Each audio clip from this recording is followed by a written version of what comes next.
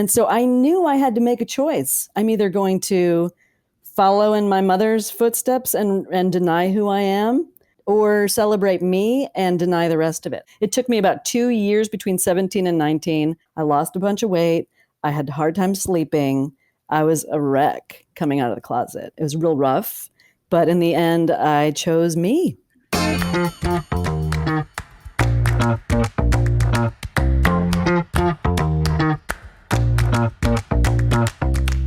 Hi, everyone. Welcome to Was It Chance, the podcast about embracing opportunity and taking intentional risk for your creative life. I'm Heather Vickery. And I'm Alan Seals. And Heather and I started out as two perfect strangers who met by chance and embraced opportunity. Listen in as we chat with other successful people about the risks they've taken to put themselves on a path to creative success. Oh, y'all don't even know what we had to go through just to get to the intro of this show today. But you are in for a treat because we have one of my friends and one of my favorite podcasters and talented people, Mary Rutt, with us today. Mary is a podcaster who spent the majority of her career in radio and television production. She's the co-host of two LGBTQ-focused podcasts, Latter-day Lesbian and Queer Life Crisis, which of course you can access anywhere you're streaming podcasts, including wherever you're listening to this one. Mary decided to use her production talents to offer a voice to marginalized folks within the queer community. I was first introduced to Mary through her partner, Shelley. The two of them co-host Latter-day Lesbian together. It's such a great show, and it truly resides at the intersection where LGBTQ space meets those healing from religious trauma. And they have an almost cult-like following. So it's a nice little combo there. See what we did. They're so my people, Mary and Shelley and all of their listeners. And interestingly enough, I think you know this, Mary. I think you remember this. You are the one that introduced Alan and I at a podcasting conference. I mean, like 5 minutes before. Mary is responsible for our podcast marriage. Who walked up first? Mary. Oh, yeah. I think, Mary, it was you. Was it? Yes. You came up, and then Heather came up, and Lindsay McMahon, did she come? Anyway, I'm trying to remember the exact Lindsay sequence was not of there events, that and all night. of a sudden... Lindsay did not go to dinner with us. Oh, for dinner. Yeah. For dinner. We went out the next night, yes. Well, I'm all about building connections, so, you know. Okay. This will be fun. No, Mary, welcome. We're so glad to have you here with us.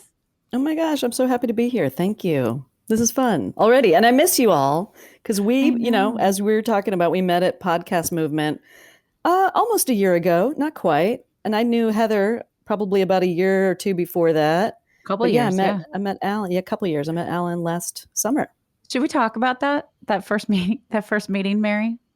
When we first met at Podcast Movement. So do I know the story? I don't think you do, Alan. I don't think you do. So, like I said, I met Mary through her partner, Shelley. Shelley and I met through podcasting Facebook groups and conversation. And then I invited her to be a guest on the Brave Files. And I just think Shelley's the bee's knees. I really adore her. And I kind of had this, like, everyone keeps giving me a hard time. I had this creator crush. I just, on both of you, like what you've been able to accomplish with Latter-day Lesbian. So this first day of Podcast Movement, it was in Orlando, and I get there early, and I've been instant messaging with Shelley, and I know where you guys are, and I sneak in behind you, and we start chitting and chatting, and Shelley runs off. And I talked to you about how to grow an audience. And you said to me, well, what's your connection like with the LGBTQ community? I did say that. And I was like, well, what's it like? Well, complicated. I think it's okay. We could get, anyway, we moved on from that. And then hours later, we're at a bar, and I said something about a gay bar. Nope, not a gay bar, just the hotel bar. And I said something about being a lesbian. And what'd you say, Mary? Do you remember? I'm like, no, you're not. Didn't I say that? You said you are not a lesbian, but you're not a lesbian. That's what you said. And I'm like, yeah. Prove it. No, you said, no, you're not. And I was like, yes, I am. And I've interviewed your partner. And how do you not know this? It was so funny. Well, Okay, so this is the trusting kind of person I am. I knew about your friendship with Shelley, but I wasn't worried about it. I was like half paying attention, You honestly, didn't need back to be then. worried about it. I wasn't going to hit on your girlfriend. But yeah, I just thought, you were a fellow, I hate that word, podcaster. There's not a female equivalent to fellow. You were Fillet? a fillet? No. So you were also a podcaster, and I knew of that, and I knew of you as a success coach, but I didn't realize somehow that you were a lesbian. Somehow that escaped my It was my funny. knowledge. You argued It with me was. for like a solid minute. No, you're not. I'm like, yes, I am. You're like, no, you're not. I'm like, yeah, I am. It was fun. It was good. Mhm. Yeah. Anyway. I still am not sure you are. Just I'm kidding. pretty sure. You can ask my partner. I've never seen proof. Okay. See, I knew getting the two of you together, this was a gonna bad go idea. bad fast. This is going south. Fast. That's true. Well, not yet. Wink, wink. There's still time. I do miss the two of you weirdos. I would love to hang out again. I just don't That's think. why you should come back to podcasting. I know. This is just kind of a crazy summer for us. Mhm. Yeah. Mary, I want to ask you. I know we talked about this at our one of many dinners that we had, but the former Mormon lifestyle, like the whole purpose behind your podcast. I don't know if we ever really dove into that, and I would love more context around what little Mary was like growing up. Well, Mormon. little Mary Okay. was not Mormon. Exactly. So honestly, Alan, I'm going to fill you in right now. I was raised evangelical Christian. My mother. Go ahead, Heather. I was you going look like you're going to say you something. guys want to get the whole scoop. Like you're going to do the brief overview now, but I interviewed Mary on the Brave Files, and the episode's called Religious Recovery, and you can get the entire story. It's true. There you go. That's true. Plop a link in the episode notes. There you go. Drop a link. There you go. So F-notes. when I met F's. Shelley and we started dating, and she started telling me her backstory and her upbringing and she was raised Mormon. She's the ex-Mormon gay girl trying to figure out life. With And 7 so kids. when I found out she had 7 children and right? That's the right face, Alan. That is exactly the right face to make. I wish you all could see it, but just They're making the imagine. face. Yeah, they're making the same face listening to this. We're all making it. What? I'm still making that face. I can't believe it. And when you meet Shelley, that's the funny thing about it. It's not like she doesn't love her kids and she's not a great mom, but you meet her and you're like, how are you a mom of 7 kids? She doesn't fit that stereotype that you think about, I guess, whatever that is. But when I heard her story and her background, I couldn't even believe it. I thought my first feeling about her was, you are going to help people. That's the first thing I thought of when I met her and heard her story. I was like, we got to figure out a way to tell it. Yeah. And then I was thinking about, I don't know, do we write a book? Do we try to, I didn't even know, except for then I thought, well, the kids today are doing these podcasts. I hadn't even listened to a podcast yet when we decided to do a podcast. And the first few episodes really shows. It doesn't though. The story is so riveting. Yeah. And the two of you are so funny together. You play off of each other so well that nobody's going to notice that the audio is really skills terrible. were not great. Yeah. No one's going to notice. We got there.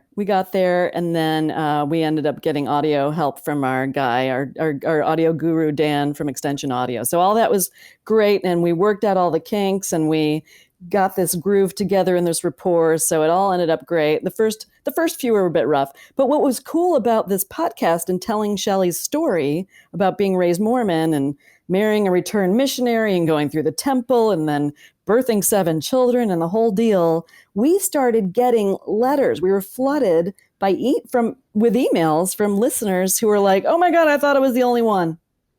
And they really did. It's so strange that because religion and maybe specifically Mormonism, but I think religion in general is community-based. People are used to going to a church and getting involved probably during the week and other activities and having a big community. When that goes away, when you leave religion, a lot of people feel lost. They feel like, now I don't have a community. And so we ended up providing a community for a lot of people sort of struggling once they left their religion. So that's what Yeah. ended up happening. So we started telling Shelley's story, and we ended up telling our listeners' stories. That was the coolest part to me. It is neat. Well, what was your story then as an evangelical? And then I want to know the chance behind meeting Shelley. Right. Yes. And her whole story too of, I mean, she met you and you're like, oh, we met and we started dating. Mhm. But then there's a lot that I'm missing in my head. Listen to the first couple of episodes of Library Lesbian. Give me the Cliff's Notes. What do the Okay. kids have now? It's not Cliff's Notes anymore. Right. Cole's Well, Notes. They call it Okay, Cole's so Notes. Shelley and I met on an online dating service. I don't know if I'm allowed to say the specific one. Will we be sued if I say Match.com? Well, just said it. Anyway. This podcast is not sponsored by Match. Match.com. It's Match. So that's how we met. And I was online dating, going on some miserable dates, and I was reading so many of the same types of profiles. Professional woman, not a game player, blah, blah, blah, all this stuff. They all look the same. Next. They all read exactly the same. And then I read Shelley's and it says, help, I don't know what I'm doing. I might be a lesbian. And Mary's like, that's my kind of girl. She's like, I was raised in a cult. That was in there too. And I might delete this by the time you have a chance to reply. That was all in there. And I was so amused and charmed by her vulnerability. Mm-hmm. I mean, she's a complete shit show. I was the first to admit it. But I was so charmed by her that I wrote back, I don't know that I was raised in a cult. I never called it that, maybe. But I get high demand religions and I understand what that upbringing is like. And I said, you know what? It's all going to be okay. That's what I said to her. Mm. And we just started a conversation that is still going 5 years later. Publicly and for everyone's consumption. Well, that is true. We have no secrets. I grew up in a small town in North Carolina that was very Southern Baptist heavy. And that face you're making, that's I get it. the face. It's like a pucker. For those of you who watch, it's like a pucker of the eyebrows and the nose and the lip. It's a full-on Sour Patch pucker. It's a good look. Yeah. Have you seen like a butthole? Like imagine that even. That's my like face. A sour butthole. Face for radio. I get it. Yeah. I guess speaking for you then, where at what point in your childhood or maybe it wasn't childhood, maybe it was adulthood, where you were like, wait a second, this is weird. Mm. And like you were saying, to give up the community is tough, especially when being stereotypical in heavy religious societies, women are not allowed a lot of freedom anyway. Right. So to be able to step out, gain the confidence and question literally everything that you're being brought up to believe in, that's a big deal. Yeah. I am lucky or blessed or whatever you want to call it, that I have always been a confident person. I don't know where it comes from because I have two older sisters and they don't have a lot of confidence. So I got it all. But when I was 17, I realized that for me to live as my true self, meaning as a lesbian, I needed to step away from my religion and my mother's values in particular and choose me.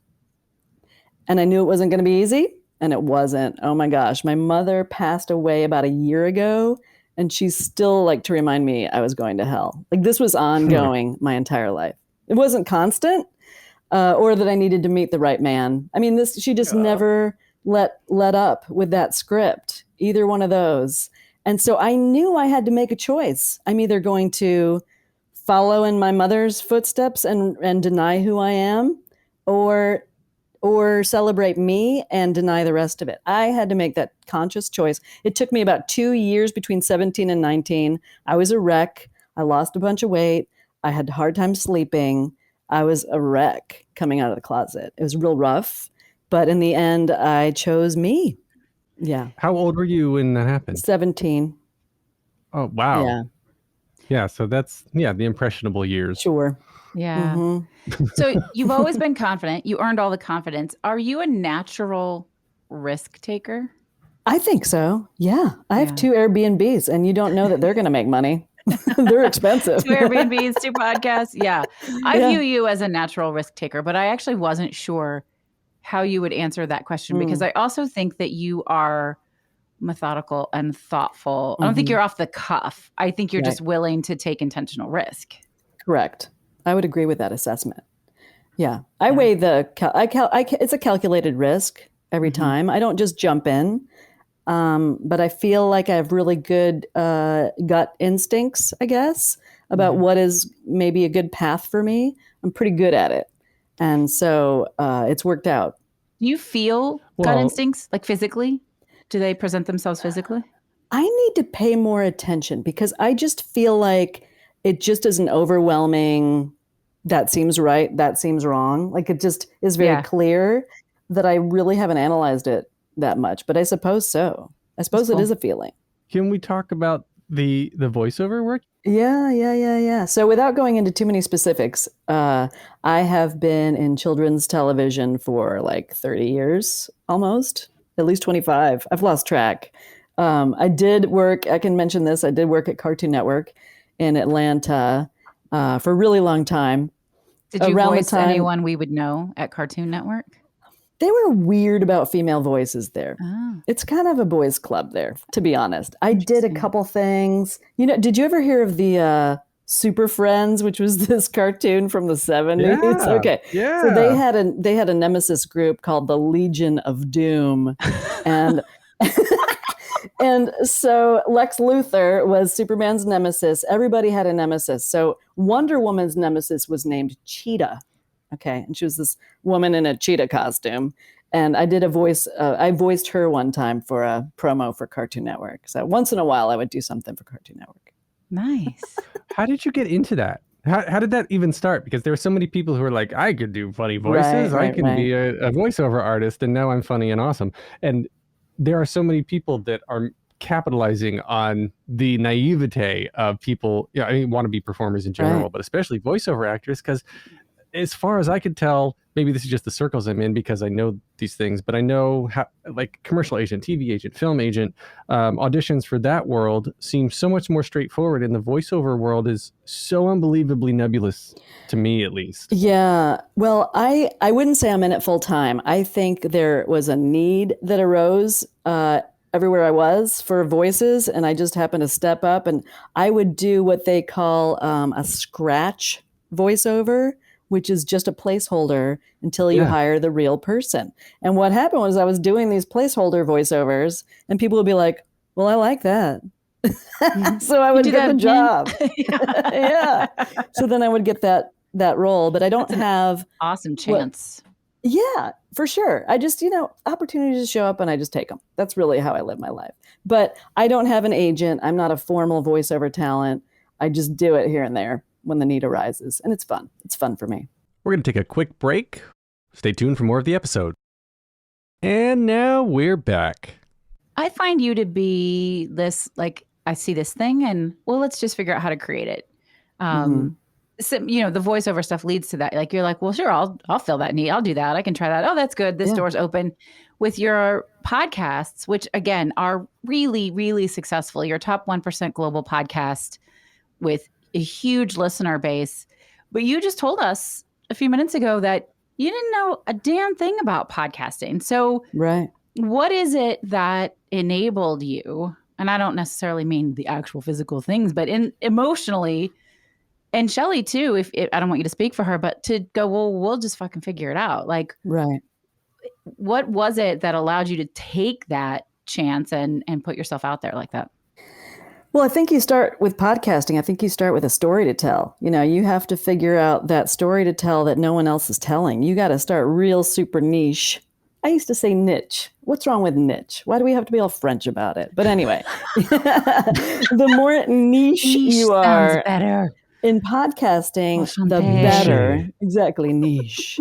And then that's kind of what we did. And we just made sure we had something to talk about every week. I mean, that's the goal, really. I mean, I think it's easy for podcasters to burn out.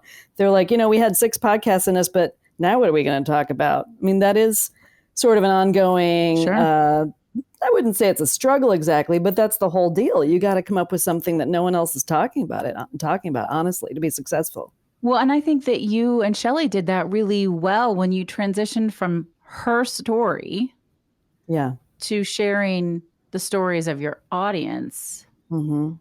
Right? Really being in tune with, I mean, let's talk about that for a second, because I think when we're talking about manifestation and intentional creation, there's so much a need for being really aware of what is out there and what gaps there are to fill. And what was that process like for you in figuring out how to make that transition and what to do there? Once people started writing in to the show and also finding us on Facebook, we ended up creating a Facebook group and other platforms where we were hearing from people, Patreon and similar. We realized that people needed to get their story out. People were telling us, they were writing us tomes with their own stories, like pages and pages of their own story. And you can tell people just wanted to get it out there, wanted to talk to somebody about it. And it's like, wow, we should start reading some of these.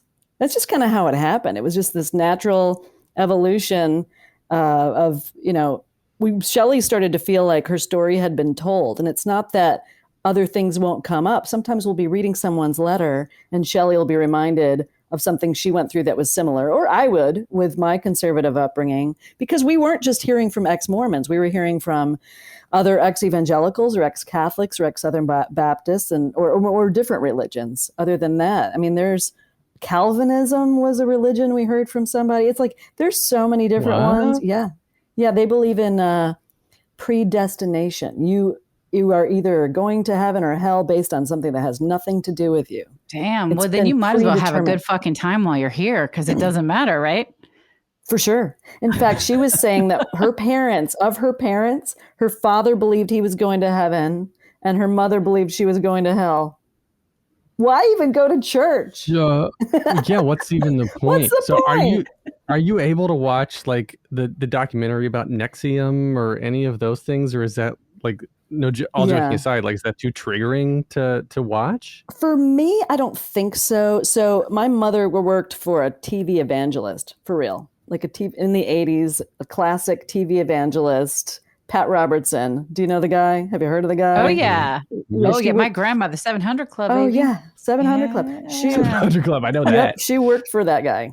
So wow. We had that show on and others like it all the darn time. It was awful. And so that was my upbringing. I mean, seriously, this guy and his co-host would be like, they'd be praying on the show and they'd be like, someone is being healed of a bad back. I mean, this is the type of thing that they felt was happening. And this was the stuff my mother was watching and that I was forced to consume because it was on in the house constantly.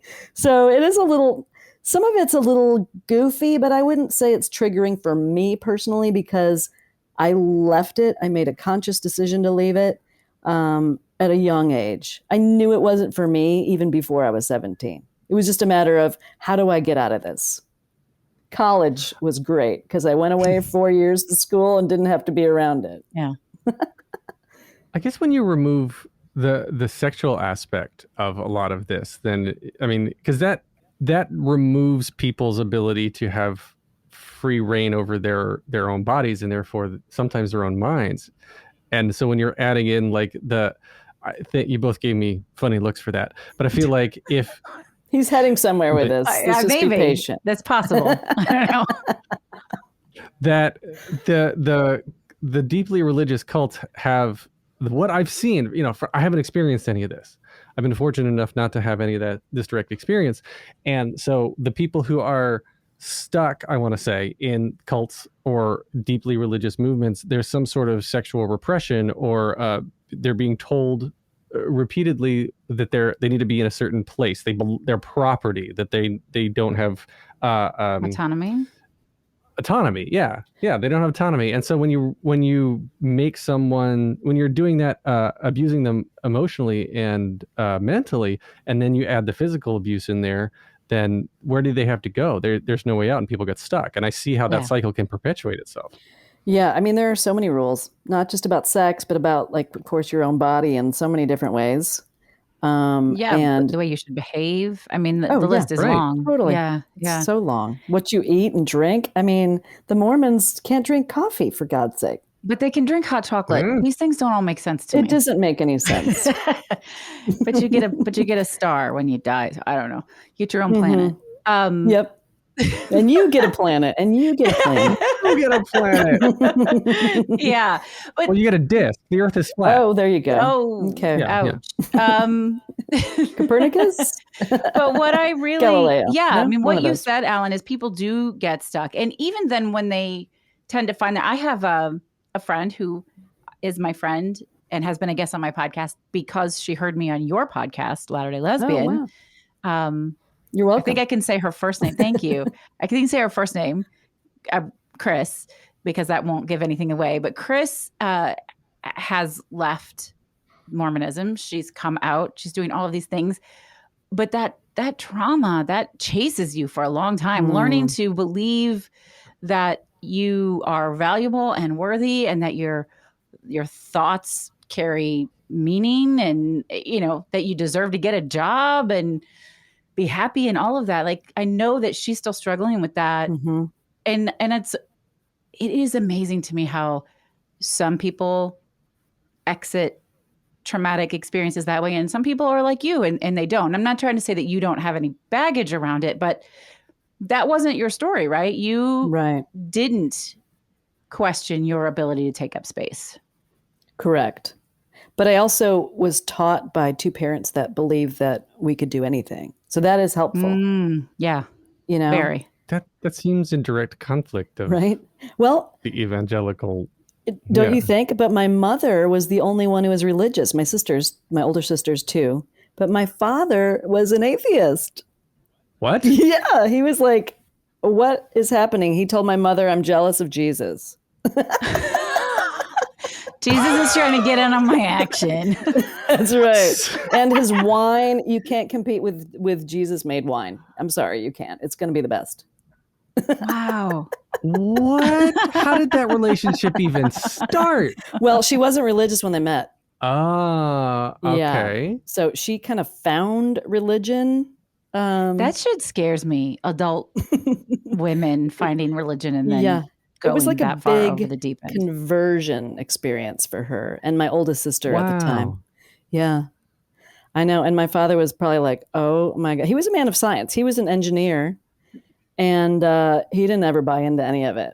So that was interesting because I had her dragging me to church and then him in the other ear going, how do you believe all that? It's like, well, your wife makes me.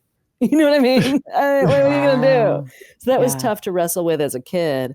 But I think that had a lot to do with it. I mean, they both believed we could do and be anything. My mother, it turned out, within certain parameters because it has to be in this Christian lens, And then my father was an engineer and he didn't care about religion at all. So interesting. And so integrating Shelley into your life, then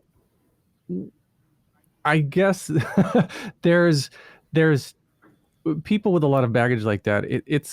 It's you really have to love them for who they are unconditionally because there's a lot of baggage. There's a lot of stuff going on in there, and it's not. Some people are easier to be with than others, and I guess when she put forth her profile, so fast.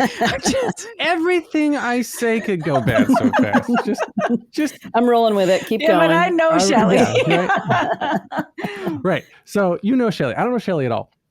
So, but there was one point too, Mary, when you didn't know Shelley, and when you see this profile on Match.com at the time, and you're like, oh, okay, so this person obviously has some questions they want to work through, and then you meet her, and you decide for a second date and a third date and a fourth date, and obviously, like, there's something every time that continues to draw you to this person, and I guess outside of the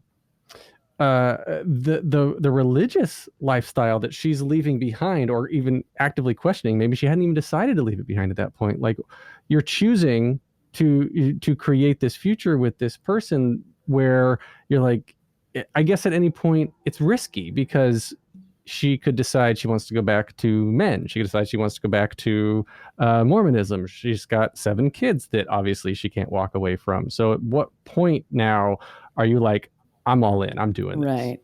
Well, I think like everything, it happens gradually over time. Rome wasn't built in a day, Alan. So it happened gradually. It's kind of like that metaphor of the frog being boiled alive in cold water. You don't even realize it. Oh, that's what's happening to us as a nation right now. Right. Actually. Yeah. Totally. Excellent analogy. That is what's happening, folks. The water is getting warmer. Hop out if you can. Seriously. I don't know what the answer is. Right. That's a show. Am I allowed to say that any F-bombs or? Oh yeah, we fucking love to curse over here. Okay. Awesome. Listen, I've just found religion like 5 minutes ago, so don't curse anymore. We're gonna have to get a pod divorce. Yeah. We can't go there. I need to warn you about your choice, Alan. Get out. just get out. But just turn off your camera. Turn off your camera. It's funny because Shelly and I joke, we are terrible on paper. We really are. We don't make any darn sense on paper, but we are just drawn to each other. Yeah. We just love each other so much. We got a great rapport, great chemistry. We laugh all the time. All the time. And, neither one of us takes each one so seriously. Like we don't take one ourselves so seriously. And I think that's part of why we do this funny banter on the show, because we just goof on each other. I remember one intro, she was saying something was going to be, she couldn't think of the word. It's like, yeah, we've got some listener letters, or we've got this or that. It's just going to be great. And I said, great. That's the adjective you want to go with. You're going to stick with great. But we just tease each other all the time. And it's a lot of fun. No one gets their feelings hurt. We just enjoy each other so much. The banter is something that makes the show so unique and fun. And it is kind of mind-boggling that you two work so well together, and you really do. Yeah. But you're right. On paper, that's like, It doesn't make any damn sense. It's like, oh, wait, you have 7 kids. You don't like kids. What's going on? How does this even work? Yeah. Yeah. So when we talk about taking intentional risk and creation and manifestation and all that fun stuff, talk about your decision to start a second podcast. I mean, you've got a full-time job. Right. And Shelly's got 7 kids. And although I don't know if she's involved in the second podcast, you have to let me know. But you have this new podcast, and I think you really felt called to it. Can you tell us a little bit about the new show and why it's important to you? Well, part of it for us was we worried about running out of content that was sort of Mormon or ex-Mormon related, or even ex-religious. We just kind of worried about running out of that. So we wanted to start another one that was a little broader, geared more to just the LGBTQ community in general, and telling stories of people who are going through different things. It might not all be trauma related, or, the name is Queer Life Crisis. I mean, not everything is a crisis, certainly, but we just wanted to continue to tell people's stories, but maybe in a broader space that wasn't so hinged on religion in particular. We do an every other week release with Queer Life Crisis and Latter-day Lesbian. We're actually taking a little bit of time off this summer from both of them, just to sort of recharge our batteries and work on a couple other things we got going on. But we'll be back in the fall with both of them. And we do an every other week. So we're still recording every week. We just alternate between the two. So it's not really taking on more. It's just sort of dividing up a little bit differently. Have you been able to build as strong of a following for the new show? Not yet. Yeah. Latter-day Lesbian kind of took off. It's funny. I didn't realize there were so many. And, it's what's also interesting is we have a big heterosexual, cisgendered listener base of ex-Mormons or ex-religious folks. Sometimes it's like, oh, well, my child is trans or non-binary or queer in some regard, bisexual. That's why I'm listening. Or my brother is, or, we're still married, but my wife is curious and we're figuring all that out. That's why we found your podcast. Or sometimes it's just ex-Mormons that just love us, even though we're big old lesbos.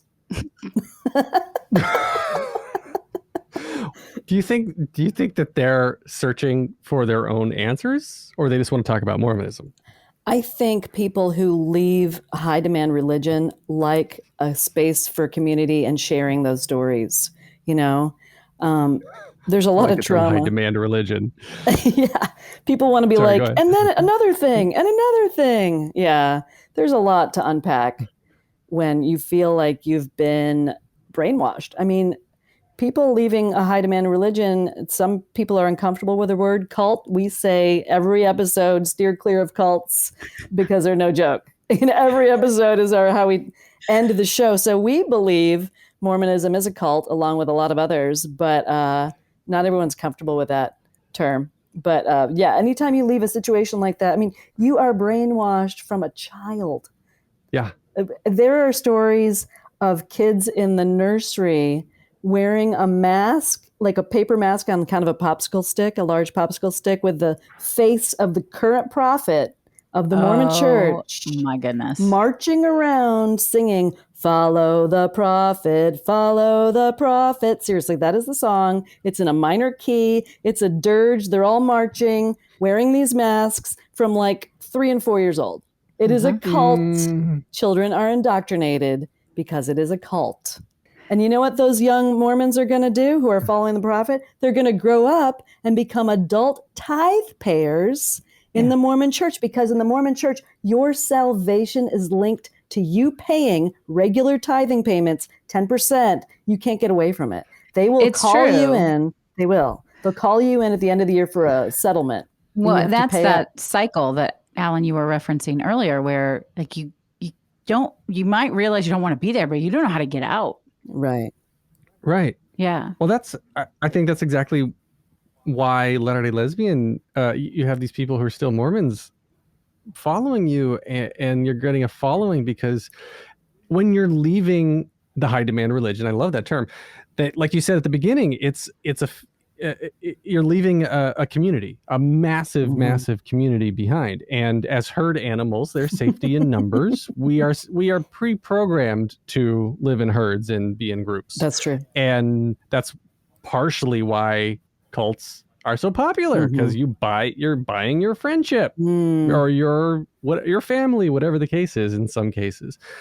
And you're giving the people the common ground on the other side of the high demand religion to still be part of that community without the negative repercussions. Right. But don't you think it all stems from, all these religions stem from the need to know two things?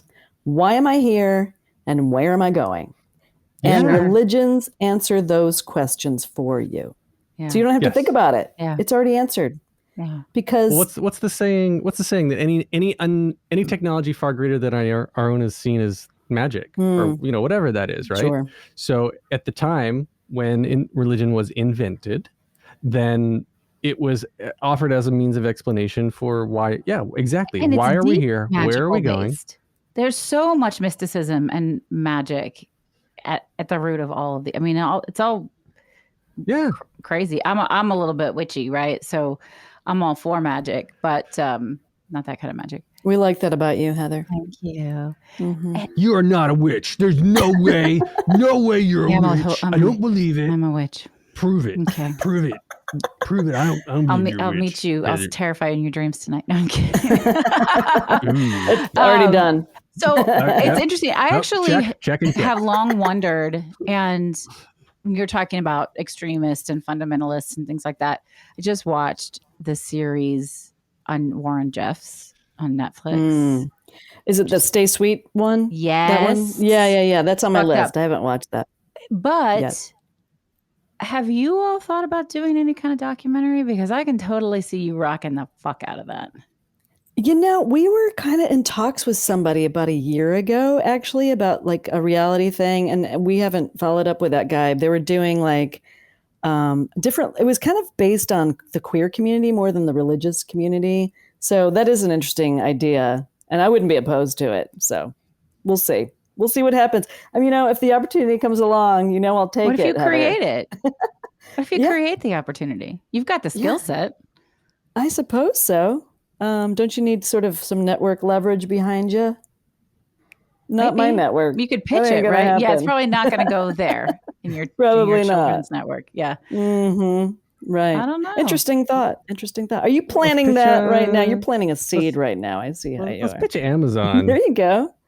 If they'll put The Boys on TV, Well, which is a great series, by the way. But who is the one that pulled the plug on Tig Notaro? Was it Amazon? Because she had a great little scripted series called One Mississippi, but I think they didn't renew her. So I'll have to look into the best fit on that. But yeah, you just, there you go. Storyboard it and pitch it. Look at I you can go. see it. All right. In all my spare Alan time. and I will be producers. I'm just going to talk for Alan now. All right. Let's do it. Let's do this. All right. Why not? I'm embracing chance. I love Sure. it. I love chance. I'm just not afraid to take risks because I don't think that anything bad is going to happen, really. What's the worst that can happen? That's failure? how I feel. Is failure the worst that can happen? You just try again. You try something else. That's a level of confidence that a lot of people cannot understand. I understand that. And I get that a lot. And this is I realize now that it's the cis white maleness of society that has ingrained this in me, that I can get away with a lot. Yeah. And that's given me a sense of confidence now that has definitely helped me to this point in my life. Yeah. And I acknowledge that, and I realize that. And, using this podcast and my other podcasts and the platforms of Broadway Podcast Network and everything else, like, we're trying to pay it forward and help be fair and equitable as much as possible. I just have to say this. I have a former client who used to, whenever she really needed to tap into her courage, she would say, I'm going to channel my inner straight white guy. There you go. Yeah. Even the very most basic mediocre of straight white guys has more confidence than most women. Yeah. No, for real. The confidence that you have is it's unusual. And obviously it's your case in point that it's working to your advantage. Like, just try things. Exactly. I mean, that's for advice for everybody. And pulling in the most commonly given piece of advice from my solo podcast is embrace what makes you different. Because if you're trying to be like other people, then you're never going to be yourself, and you're never going to be a better version of them. Sure. You're going to be stuck in the middle. So embrace what makes you different, have the confidence. And I love what you just said. Just try it. And if you fail, it's all right. Try something else. Yeah. And what's failure anyway? Really? I mean, aren't we just always learning as we go? And do you have to look at it as failure? It's just like, oh, this pathway didn't work out. I'm going to try this one over here. Have you always had that mentality? There you go. Yeah. Is that what failure is for you? I think now, the older I get, yeah, because I don't believe I'm a failure. I don't have to be great at everything. Right. But that doesn't make me a failure. Just means I shouldn't go out for, I don't know, women's beach volleyball. That wouldn't be my thing. I would not. I would fail. That would be my thing. I shouldn't go out for women's beach volleyball either. No, don't do it. No, you don't want to see me in that outfit. I love it. I know, but I do like when they hug after every score. That's pretty cool. Can you imagine if like soccer players did that after every good pass? Right. Oh, come on. Hey, great pass. Oh, because football Come in players for a hug, buddy. Come on in. Football players never hit each other on the ass. Never. Just saying. That's true. No homoerotic No, stuff they never do happening that. with American football. Not at all. Tight pants. Yeah. Ass slaps. All right, one more quick break. Hang on a second. All right, here's the rest of the episode. Has there been, so I love that. I don't believe there's failure either. I mean, we make mistakes, we learn from them, we grow from them. There's always a silver lining. Has there been a specific perceived failure in your past that you now realize led to something awesome? Like what you thought was a mistake or a failure, and it turns out that it was exactly what you needed? So when I was really young, just pretty much just graduated from college, there was an opportunity. My mother was going to try to get me an opportunity with a company she worked for. Looking back, the 700 Club. It's called the Christian Broadcasting Network. But the job itself was little CBN. Right. The job itself sounded kind of cool. It was with like I don't know, planning events or something, event planning. And I thought that sounded really cool.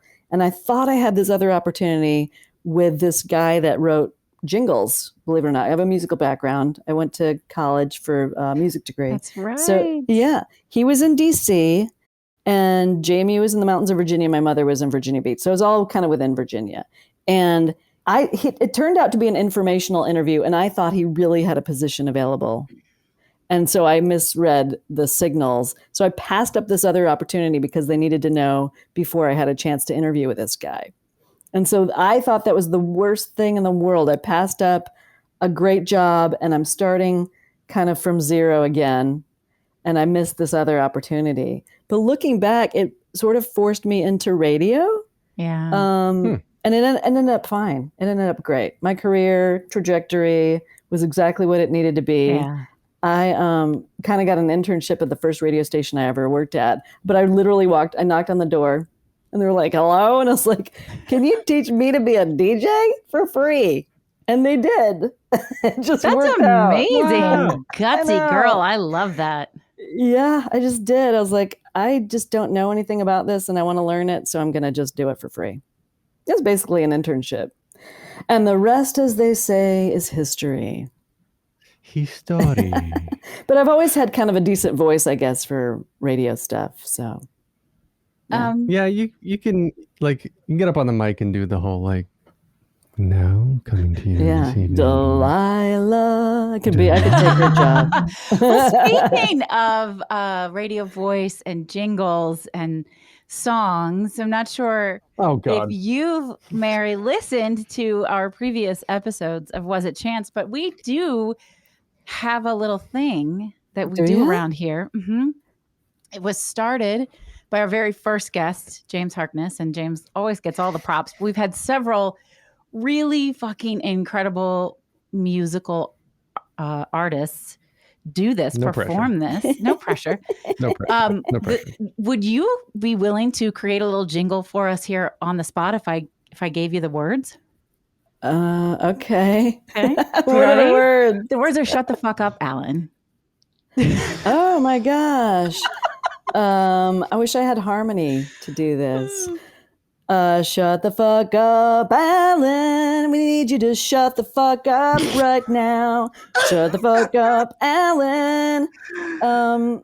That's all I got. Yay! Amazing. Thank you very much.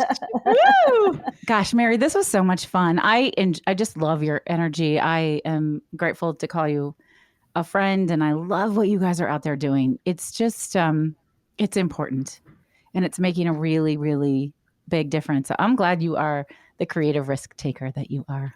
Oh, thank you. I don't know how else to do life. Yeah. You know what I mean? I just am like, sure, let's see what's next. I don't plan that well. I'm organized, but I love to see what's on the horizon. I'm really glad I don't have a crystal ball because I don't think I'd want to use it. I love to see what's coming up. Just let it unfold. Bring it. Right? Bring it.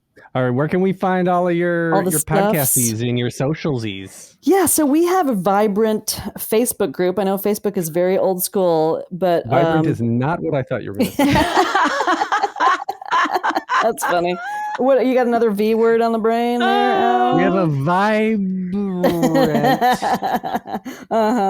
So that is the Latter-day Lesbian podcast discussion group, which is the worst name for a group ever. I didn't actually name it, but Latter-day Lesbian podcast discussion group. That's on Facebook. That is a fun group. We try to do TikTok videos and stuff. We just haven't done very much of that sort of thing. So we're not all That's socially. Okay. We're not going to shame probably you should for that. be. No. Thank you. We're old school. You can just dial us up. Just kidding. Yeah, just wherever you listen to podcasts, it's Latter Day with a hyphen, Latter Day Lesbian, and then Queer Life Crisis, wherever you listen to podcasts. I love it. What happened to Sleepy Shorts? Oh, that's still there. You can listen to Sleepy Shorts. It's really me trying to put you to sleep. It's like, welcome to Sleepy Shorts. Short stories for bedtime, for podcasting, for bedtime. Hopefully we're not putting people to sleep. That's right now. Yeah. Wake up, everybody. We're still on the air or something. Before we go, this isn't going to air for another week, but today is the last day of Pride Month. Happy Pride, Mary. Happy Pride to you too. Well, we can still say that before Clarence Thomas gets his little hands all over the LGBTQ community. We don't talk about Bruno. Did you guys celebrate? Did you go to any parades or? You guys have sometimes promoted your show at different Pride events. That is true. We have been at different Pride events. We were a few years ago before COVID. We were at the DC Pride event. We had a booth, and it's funny, there were no other podcasters. I don't know if podcasters go to Pride events, but we have gone to several now. Why not? We just hand out freebies, try to get listeners, and it's a lot of fun. We have meets and greets generally, especially when we're in Salt Lake City Pride. That is a really fun Pride to go to. We've been to the Phoenix Pride, we've been to Atlanta Prides, we've been to a number of them. Yeah, we just set up a booth, hand out some wristbands and different things and candy, what have you, and we get some listeners. It's fun. Thank you for spending some time with us today, my friend. Thank you for having me. This has been so fun. I miss you both. Miss your asses. Miss you too. We'll have to get together. Maybe we can meet in New York, or y'all could come to Chicago. Yeah, don't make me go to Houston or wherever that is, Dallas in August or whatever. No. Right. I'm strongly considering this being, because that's where the next podcast movement is, and Alan and I will be there, but I am strongly considering boycotting any state that does not have women's reproductive health rights. Yes. And not smart. Because I'm worried about my own. I'm 47-year-old lesbian with 4 kids. I'm not having more kids, but I don't want to give them my dollars. Well, right. Absolutely. Yeah. Not okay. Yeah. It's not okay. Yeah. So on that note, go vote, everybody. And vote with your credit cards. That's a way to vote too. Big time. Exactly. Just what Heather's saying. All right. Well, love you both. Thank you so much for having me. This has been a blast. How fun is Mary Rutt? On a scale of like 1 to lesbian, she's a real lesbian. She's so much fun. Mary just cracks me up all the time. She's cool. I forgot how much fun we all have when we're together. That first dinner where we went out after a podcast movement. I still think about how much fun we had terrorizing the waitress. Are we a fun bunch or are we an obnoxious bunch? I'm not sure. The verdict might be out. What's the difference? Something that's always just really impressed me about Mary is that whole, well, why not just try? Like, whatever, what's the risk? I mean, the woman knocked on a radio station's door and said, will you teach me to be we're not all built that way. We are not all built that way. And I think it's so cool. No, it's about being able to handle rejection. And that makes you a good performer, a good actor, business person, like the whole nine, right? If you can just be okay trying and seeing, I was going to say trying and failing, but it's not failing. It's trying and learning. We should trying and learning. We coin a new phrase there. Trying and learning. I use it all. Yeah, I like that a lot actually, because she exemplifies that. She's like, why not? We'll just go here. We'll try this. We'll do that. And if it doesn't work out, then we'll do something else. It's like it's just not the end of the world. And I'm not kidding when I tell you their audience is like cult like these people will do whatever Mary and Shelley tell them to do. They are so loyal, and when they travel, like they have fan meetups all over the place, and I mean, just to be able to build a following like that is so cool. She mentioned the Facebook group, and that's the same thing like the $10K Day girls have, Allison and Lulu too, because the $10K Bays, because I think there is something to, creating that sense of connection and community, and especially for, again, we talked about this multiple times in the interview with Mary, that religion is a community, it's a family, and a lot of people, whether or not they believe hardcore in the rules and the regulations, they're going because that's where all their friends are, or a lot of their friends are. Yeah. And so when you deciding to leave that behind means it's lonely. Or stepping away. Yeah, it's very, very lonely. And so when you have this community, even if it is digital online, absolutely, it's safe. They've created a safe space. And it's hard to make friends as an adult, right? So if you've ditched your whole community and you need to build a new one, it is like a chore. Mm-hmm. But folks like Mary and Shelley, Latter-day Lesbian, and 10K Dollar Day is a great example. They are really building these wonderful communities where people can connect. I love that. Mm-hmm. It's cool stuff. Absolutely. And connect with us. Connect with Great us. segue. Nice segue. How can people connect with us, Alan? On the Instas, on the IGs. We're What's a Chance on the IG. And What's a Chance podcast at gmail.com. Thank you so much for being here. We do want to hear your stories. How are you out embracing chance, taking intentional risks to manifest the life that you want and the creative success that you want? You've been listening to Was It Chance, the podcast about embracing opportunity and taking intentional risk for your creative life. I'm Heather Vickery. And I'm Alan Seals. I'll talk to you soon. Bye-bye.